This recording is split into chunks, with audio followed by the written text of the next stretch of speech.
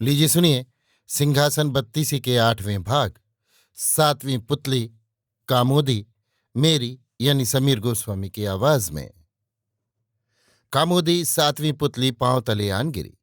राजा ने ये तौर देख दुखे तो पांव खींच लिया और उस पुतली से कहा, तू किस कारण चरण में आन गिरी?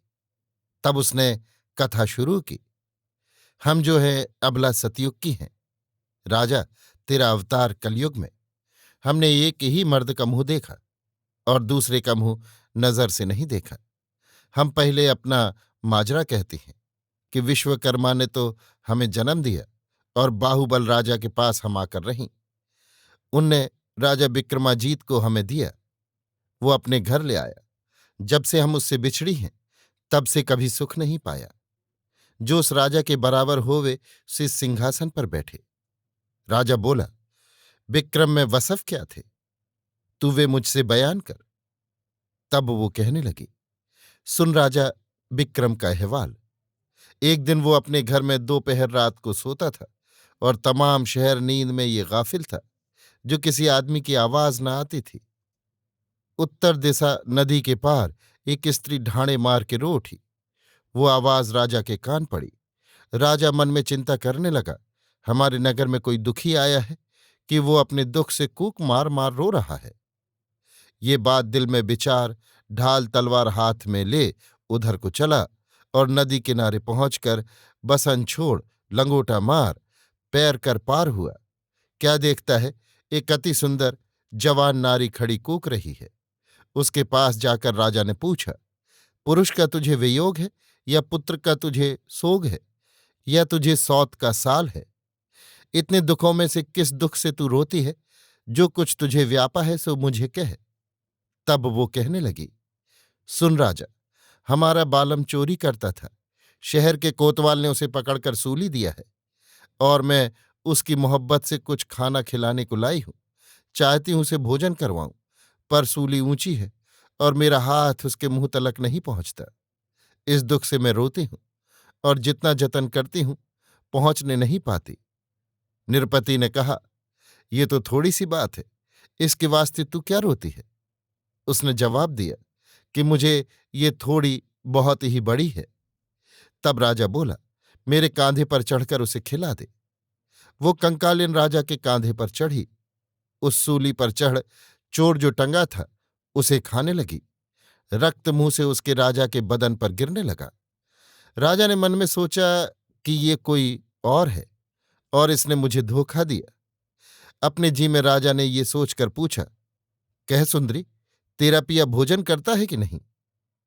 तब कंकालिन बोली, रुचि से खा चुका, अब इसका पेट भरा, मुझे कांधे से नीचे उतार।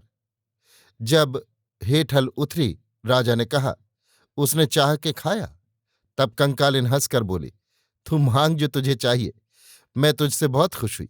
मैं कंकालिन हूं, तुम मुझसे अपने जी में मत डर। वो बोला, मैं तुझसे क्या डरूंगा और क्या मांगूंगा? तूने तो मुर्दा मेरे कांधे चढ़ के खाया, तू मुझे क्या देगी? वो फिर बोली कि राजा, तू इस ख्याल में मत पड़ कि मैंने क्या किया और क्या न किया। जो तुझे इच्छा है सो तू मुझसे मांग ले।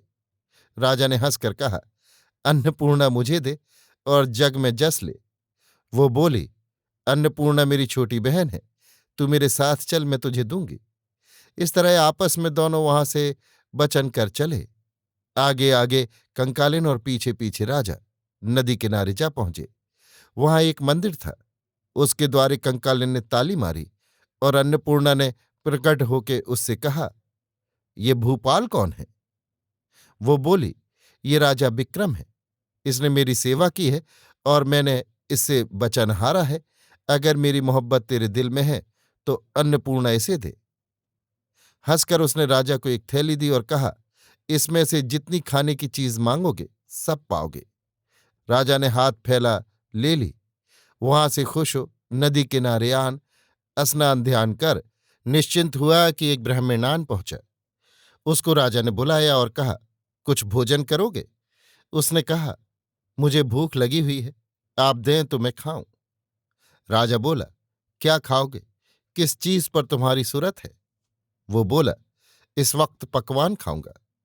राजा अपने जी में सोचने लगा, जो इस दम पकवान न पहुंचेगा तो मैं ब्राह्मण से झूठा हूंगा। इतनी बात मन में विचार थैली में हाथ डालकर जो निकाला तो देखा कि पकवान ही निकला। ब्राह्मण ने पेट भर खाया और बोला, महाराज, भोजन तो मैंने किया, अब इसकी दक्षिणा भी दीजिए। राजा ने कहा, जो दक्षिणा मांगोगे सो मैं दूंगा। ब्राह्मण बोला कि ये थैली में दक्षिणा पाऊं तो आनंद से अपने घर जाऊं। थैली ब्राह्मण को देकर राजा अपने घर को चला। वो इतनी कथा कहकर राजा भोज से फिर बोली कि इतनी मेहनत से थैली पाई और ब्राह्मण को देते देर न लगाई। ऐसा साहसी और ऐसा दानी हो तो सिंहासन पर बैठ, और नहीं तो पातक होगा। वो भी मुहूर्त राजा की टल गई। दूसरे दिन फिर राजा सिंहासन पर बैठने को आया। तब पुष्पावती 8वीं पुतली ने कहा। अभी आप सुन रहे थे सिंहासन बत्तीसी के 8वें भाग 7वीं पुतली कामोदी को, मेरी यानी समीर गोस्वामी की आवाज में।